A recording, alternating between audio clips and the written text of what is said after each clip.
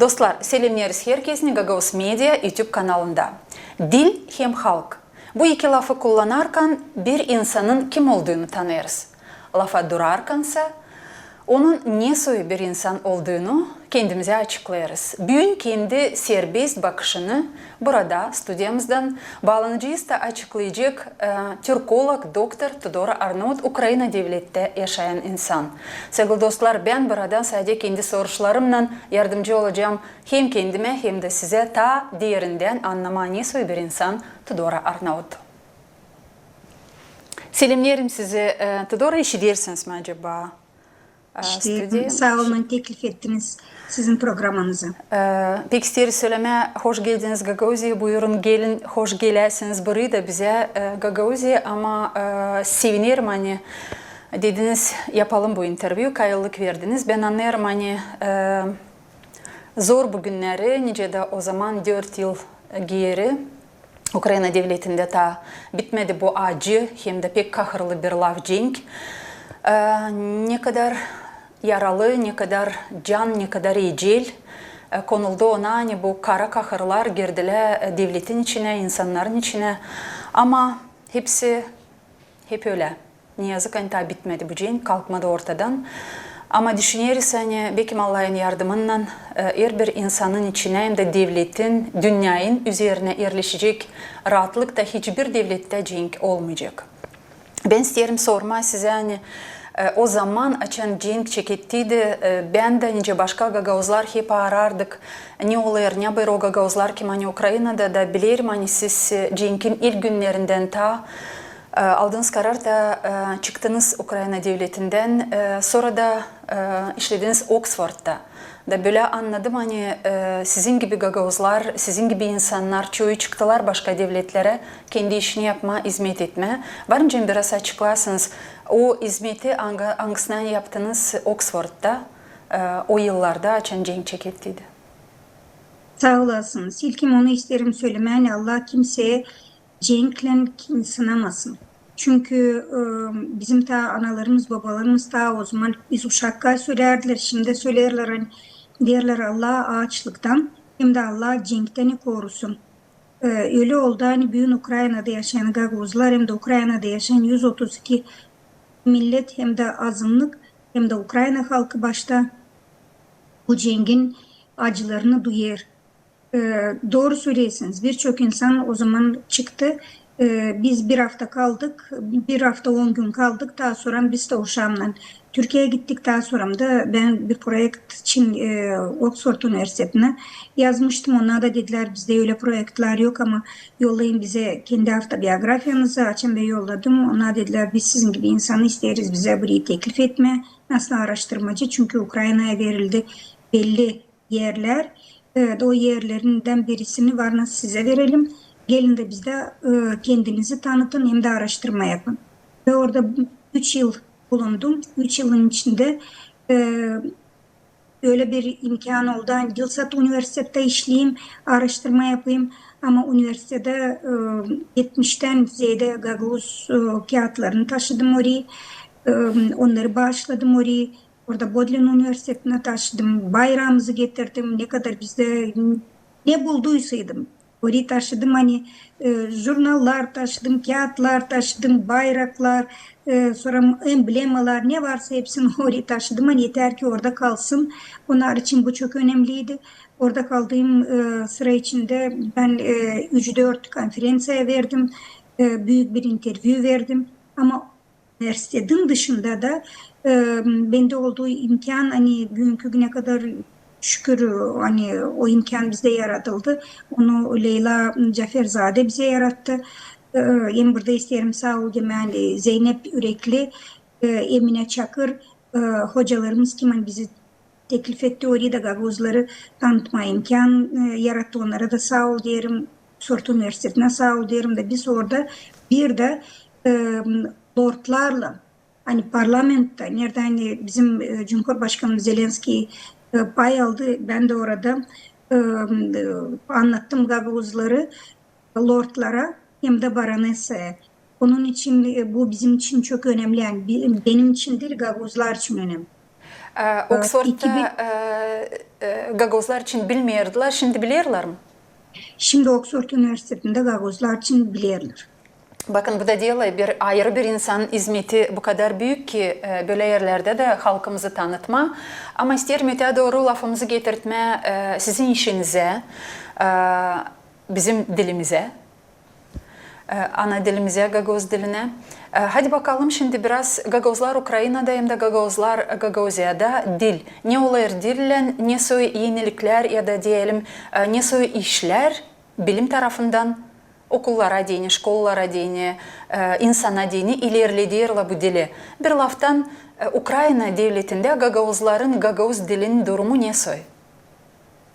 Sağ olun bu soru için isterim sat ekleme olan ben 2025'te Kasım'ın 16'sında benim projektim açım bitti. Ben vardı nasıl bekim kalayım Oxford Üniversitesi'nde de ama ben istedim geri dönme kendi ana vatanıma çünkü bu benim vatanım.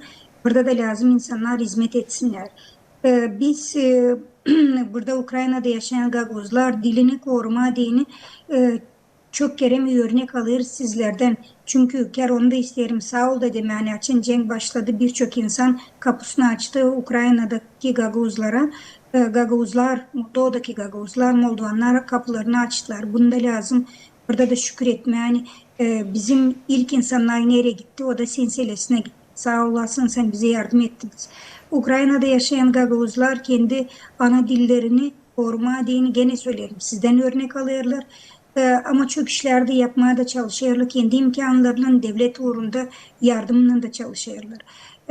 Ukrayna'da yaşayan Gagavuzlar 1991 yıldan sonra ilk önce Gagavuz dilini başladılar. Nasıl fakultatif götürme ama şimdiki vakitler biz Ukrayna'da yaşayan Gagavuzlar kendi kağıtlarımızı, okul kağıtlarımızı birinci sınıftan ta 11. sınıfa kadar tiparlarız. Eğer izin verirseniz ben sizde onu da isterim. Bir iki örnek göstereyim. Diyelim bakın bu 4. klas. Bilmem nasıl belki öyle göstereyim. Hani yakından görürsün. 4. klasın kağıdı hem de böyle kağıtlar var takciyede de. Yani bunlar diyelim 8. klasın kağıdı. Ama bu kağıtların yanı sıra biz bu kağıtları bakın biz bu kağıdı yazdıydık. Gagavuz Ukrayna. Biz özellikle bunu yaptıydık ki Rus dilinde yazdık ve burada her bir köyün bunlar 20'şer sayfalık var historiası. Hem de burada var kağıtlar, burada var materyal hani Zaporojye Gagavuzlarında var. İstedik onu o zaman tiparlama, daha sonra istedik tiparlama Dilsat Ukrayna'da mı Moldova'da da neyse bir türlü olamadı. Onun için biz daha sonra karar verdik. Hani oradaki materyaller şimdi şöyle göstereyim. Materyaller Gagavuz Priazovya'da. Bunu yaptık bilingva, iki dilde yaptık. Hem Gagavuzca hem de Ukrayna dilinde yaptık. Niçin? Çünkü bu topraklar kaldılar düşmanın öyle söyleyeyim Rusların tarafında. Onun için bu kağıt bizlere verecek bir şavk. Hani biz görelim Ukrayna'da yaşayan Priazovya'da, Akimovski rayonunda yaşayan 1987 yılında toplanan materyaller kaybolmadı. Biz onları yaşadırız iki dilde de. Daha sonra biz daha ileri biz çalışıyoruz kendi sesimizi Ukrayna'da yaşayan Gagavuzlar, Dilsat Gagavuzların arasında ama Ukraynalıların arasında da duyurma ya da Ukrayna literaturasında kendi... Nasıl bunu yapıyorsunuz? Bakın işte onu da göstereyim. Bakın biz Büyük Ailenin Masalları koyayım. Büyük Ailenin Masalları Kotigoroshka dediğimiz 7 dile çevrildi. Biz onu Gagavuzca'ya da çevirdik. Burada uşaklarımız rock dışında vakitte onları da Varnas'ın Gagavuz dilinde Kotigoroshka'yı seslesinler, okusunlar, görsünler. Ben bilirsiniz bir soruşum var burada şimdi. Bu kağıtları gösterirseniz de elbette meraklı gelir bana da halkın, devletin yardımından mı var bu kolaylık çıkarma bu takım kağıtları tipardan? Evet. Yani bu kağıtlar ben gösterdim. Bu kağıtlar devletin yardımından da çıkıyor. Gagavuz Ukrayna Rusça çıkarmış olduğumuz bu kağıtta biz Türkiye'deki o Türk Bakanlığı var. Onun yardımından onun yardımından bastırdık. Kimileri devletin yardımından çıkıyor, kimilerinin sponsorların yardımından çıkıyor. Ama ta çoğunu da devlet de yardımcı oluyor. O zaman şimdi ilerlesek bu laf etmemizde aile içine girelim. Hem de biraz da uşaklar çevresine girelim. Diyelim şimdi dil yaşayacak o zaman öyle belli edilir. Hani açın o halkın küçük boyları kullanırlar, laf ederler, severler o dili. Burada ne durum var Ukrayna gagavuzlarında? Evde laf edilir mi? Ailede, okulda? Ta cenk başlamadan tam Halis derler ya o duruma geldik hani uşaklarla başladık Gagavuzçayı ta ilerletmeye Dilsat köylerde ama kasabalarda da çünkü o Odessa'da o zaman Artyom Bulgarov'un Yurt Dmitrievich Dimçoğlu'nun yardımıyla o zaman misafir Natalya Nikolaevna kurslar verdiydi hani urok dışında da kurslar da başladıydı verilmeye Gagavuz dilinde. Sonra bete cenk başladı. Ama büyün de bakmayarak hani cenk gider.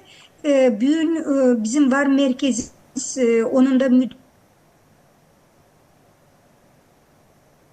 siz de bilirsiniz hepsicin sonu. Biraz kesildi siz. Olga Semyonovna kulaksız için söylediniz. Olga Semyonovna kulaksız. Hani büyün müdür bu Kurçu'da da onun da merkezinde yapılıyor çok ama çok önemli işler. Hani büyün bir merkez sizlerde büyün çok güzel var. Maruniyeç adına bilim hem araştırma merkezi. Bizde ise de kultura merkezi var. Nerede Olga Semyonovna kulaksıza çok insanlar değilse büyük yaşta ama küçük yaşta uşaklar da giderler. Nerede hani var nasıl Uran dışında, Dersin dışında da onlar Gagavuzçayı orada da duysunlar. Bütün köylerde nerede hani Gagavuzça yapılıyor, Gagavuzça üretilir. Dersin dışında da uşaklar yaparlar türlü türlü manavski çalışmalar, manav çalışmaları yazarlar Gagavuzlar için, Gagavuzları araştırırlar. Ama her yerde olduğu gibi bizde de Gagavuz dili gittikçe köylerde uşaklar az olduğu için Gagavuzça azalır. Bu durumdan nasıl problema.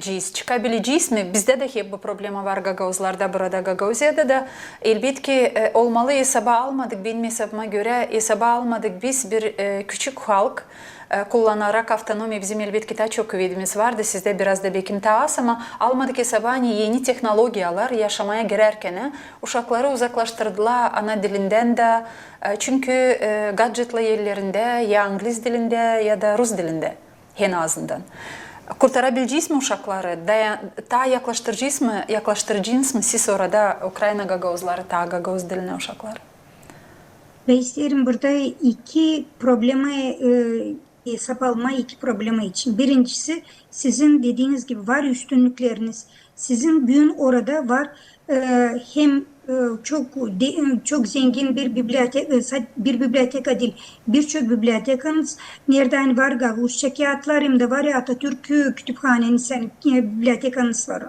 Öbür taraftan sizde üniversitet var nereden gelen öğreticiler Türkiye'de. Sizin var konsolosluklarınız, konsolosluk var nereden var nasıl iş edersiniz hem de görersiniz Türkiye'nin yardımını. Sizde var hemen hemen her bir kasabada, her bir köyde de Türkiye'den gelen öğreticiler.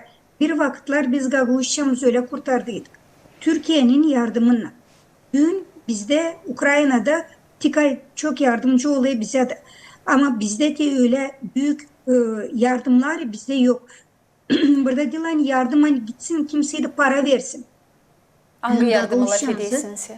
ben söylerim hani büyük Gagavuzça isterse de kurtarmaya lazım bakmaya Türkiye Türkçesinde ne kadar var diyor laflar diyor cümleler diyor adetler hani var büyük Türkiye'de onları biz çok kere mi unuttuk da ama onları alıp Gagavuzça'da dil hani Türkiye Türkçesine alalım da kullanalım kendimizde ama kendi dilimizi zenginletmediğin vaktinde Türkiye'nin kurucusu Ulu Önder Mustafa Kemal Atatürk de kendi dilini kurtarmadığını, yani Türkçe geri dönmediğini, kendi özüne dönmediğini Türk halklarından bir kurum da kurulmuş. Hani Türk Dil Kurumu ona göre Dili korumak kurumu öyle mi?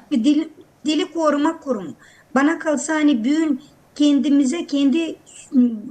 kendimize, benliğimize dönmediğini lazım onu yapma. Çünkü bugün cümle yapısına bakarsak birçok insanı kasabada da olsun, köyde de olsun böyle cümleler kurarlar. Ben sıradan bir Gaguz'un cümlesi. Ben bugün разговаривать edeyim Gaguzski dilde ama niçin? Ben bilmem Gaguzcam. Ama belki merkem сложно oluyor предложениялар kurma. Ama biz anlıyoruz niçin bu oluyor. Çünkü ortamda daha çok Rus dili kullanır da onun için Gagavuz dili yıpranır. Bana öyle geliyor, yanlış mı? Anladım ama bu elbette ki uzun bir laf etme var nasıl olsun bu soruçta. Ben isterim ta sizden öğrenme bile işi de diyelim. Şimdi dedin sen burada var bilim uğrunda çalışan bir merkez bizde Gagavuzya'da. Ukrayna devletin Gagavuzlarında hem de bizde o Gagavuzlarda sizin taraftan, sizin devletten Gagavuzlar buradan Gagavuzlarla bilim merkezinden bağlantılar ya da işbirlikleri var mı acaba? Var. Bizim var bağlantımız. Ben ker oranın temsilcisiyim. Bugün bilim merkezinin Marneç adına bilim merkezinin ben burada onun temsilcisiyim. Ama ben size onu da isterim söyleme. Hani Temsilcisi dediğin Rus dilinde представитель mi çıkacak? Представитель. Biz bugün представитель. Ben burada onlarda çıkan fikirleri biz ortak geçenlerde sözlükler üzerine ortak toplantılar da yaptık. Sizin merkezde bekim çok insan çok bilgiç insan bekim istediğimiz gibi yok. Nasıl bir vakitler ki akademiyalarda vardı ama gene de orada güzel çalışmalar yapılır. Güzel sözlükler yapılır. Hani biz oradan sizde değil mi? Sizde yapılan çalışmalar bize açan gelir. Biz onu pek seviniriz. Çünkü sizde kadar çok bilim uğrunda çalışmalar yapılmıyor. Bakın şimdi bizde bir proje var. Gene sizin vatandaş olan Simeon Stamatov ressam. Çok da ünlü bir ressam. Türkiye devletinde yaşıyor. Türkiye'de şimdi yaşıyor ama varsa bir kere kolayı size teklifim hani onunla bir röportaj da yaparsınız. Biz ondan şimdi bir büyük proje düşünüyoruz yapma hazırlarız. Ukrayna'da yaşayan Gagavuz köylerin portretlerini hepsini Gagavuz köylerinin bir kağıtı olacak o. Köylerin portretlerini toplayarız ve onların o portretleri hem açıklayacağız hem de portretlerin kimilerin historiasını yazacağız. Hem de köylerin de historiasını o portretlerin içinde olacak. Böyle proje var nasıl olsun Gagavuzya'da. Güzel bir ideya. Sağ olun bu teklif için de hani Simon'la da yapalım böyle bir programa mutlaka onunla da bağlanacağız. Ama ben isterim öteye doğru da biraz yaşamaya dalma. Yaşamakta da ne var? Var Gagavuzlar Ukrayna'da anglaran görüyorlar ne oluyor Gagavuzya'da burada Gagavuz yerinde. Ne düşünüyorsunuz? Hangi fikirlere çekilirsiniz? Bakın ben çok kere de söyledim, bugün de söylerim. Vakıdında açın cenk başladı. Ben politikadan ziyade ama politikaya da gerildi o. O zaman Yerina Vlaha Facebook'tan seslendiydim ve söylediydim hani bakın siz onu bunu översiniz, övünersiniz ama biz bir halkız. Ayırmayın bizi. Çünkü bugün Gagavuzya bu duruma düştüyseydi kiminse lazım derler ya şapkayı yönüne koyma da düşünmeye için bu uğra geldi. Bugün ne mutlu sizlere hani Gagavuzyanız var. Bugün Gagavuz dilini lazım dilsat koruma ama ilerletmeye de. Yapılan işler dilsat kalsın sergenlerde. Ama bunlar lazım gitsin daha uşak başçalarına lazım ailelere de gitsin. Gagavuz dilini lazım koruyalım. Biz bugün Gagavuz dilini korumazsaydık devlet uğrunda onu ailelerde biz yıllarca yaşattık. Bugün halkımız yanaz bir kahraman. Daha yazılı dilimiz yoktu ama bizi kahramanca Ailelerde onu yaşattık. Şimdi sıra geldi ölen büyün lazım onu yaşatalım ve devlet uğrunda. Bu da devlet uğrunda yaşatmazsanız bize de örnek olamayacaksınız. Sağ olun. Bilirsiniz mi, birkaç minutumuz var. Daha çok az ama ben isterim onları da kullanma. Kısa bir blitz soruları size sorma. Siz o kadar içinizden duyuluyor bu büyük sevgi Gagavuz diline. Çünkü kendi profesyonunuzu da buna bağladınız, yaşamanızı da buna adadınız. Hani Gagavuz diline hizmet etme. Anlatım buydu. İlk soruşum da böyle Gagavuz dilini bir sözle desem söyleyin, hangi sözü kullanacaksınız? Ana dili. O zaman en önemli kağıt Gagavuzlar için hangisi acaba size dini? Ancak ana dilinde kağıtlar. Ana dili koruma dini, bu bir borcumuz mu? Yoksa başka bir şey mi Gagavuzlara dini? Bizim dil borcumuz. Bu bizim yaşamamız lazım olsun. Hangi adeti acaba biz Gagavuzlar lazım hepsinden çok koruyalım hem ne için? Bizim Gagavuzlarda çok adet var ama anamızın ve babamızın bize söylediği nasihatleri yaşamakta götürerseydik bu hepsine güzel adetlerdir. Sevgili Tudor, söylerim çok sağ ol size hani ayırdığınız bu 20-25 minutu bize dini. İşiniz olsun başarılı öteye doğru da. Bana kalsa her bir Gagavuz kim hani bugün baktı bu kısacık ama kol verimi de gördü sizin elinizde tutan kağıtları. O şaralı lafları anglara hani bağlı bizim ana dilimize.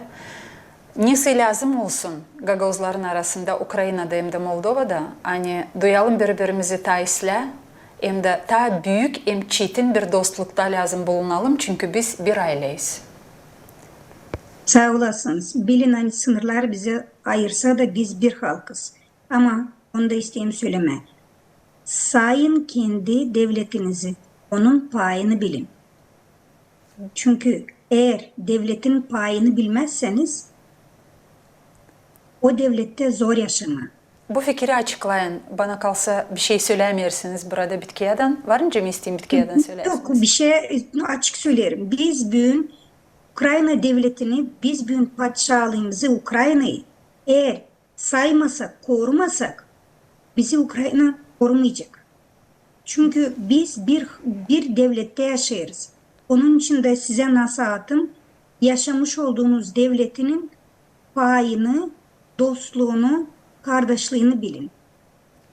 Sağ olun. Sağ olun Tudor Tabir Sıra. Sevgili dostlar, burada bir nokta koyalım. Benim hesabıma göre de pek güzel bir teklif geldi bize Gagavuzlara Tudor Arnavut'tan.